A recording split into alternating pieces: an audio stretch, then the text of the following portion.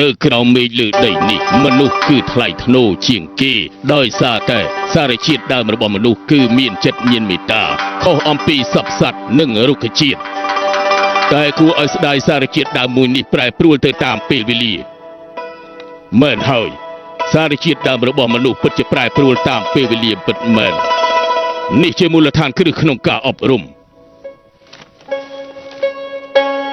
ឯមនុស្សក្នុងពេលបច្ចុប្បន្នភាគច្រើនគឺចិត្តព្រៃផ្សៃគ្មានមេត្តាចូលចិត្តនិយាយវែកញែកទាំងមិនសមហេតុផល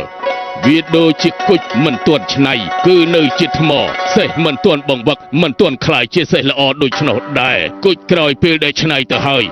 នឹងប្រែคล้ายទៅជារបស់ដែលមានសម្រស់ស្អាតសេះក្រោយពេលបង្វឹកហើយនឹងคล้ายទៅជាសេះល្អអាចធ្វើដំណើរបានរាប់ពាន់យោជន៍ឯមនុស្សក៏ដូចគ្នាដែរគឺត្រូវពឹងលើការអប់រំត្រូវសិក្សារៀនសូត្រសន្សំចំណេះដឹងរយៈពេល10ឆ្នាំទើបអាចមានសមត្ថភាពពេញលេញដើម្បីសាងគុណសម្បត្តិបម្រើប្រទេសជាតិ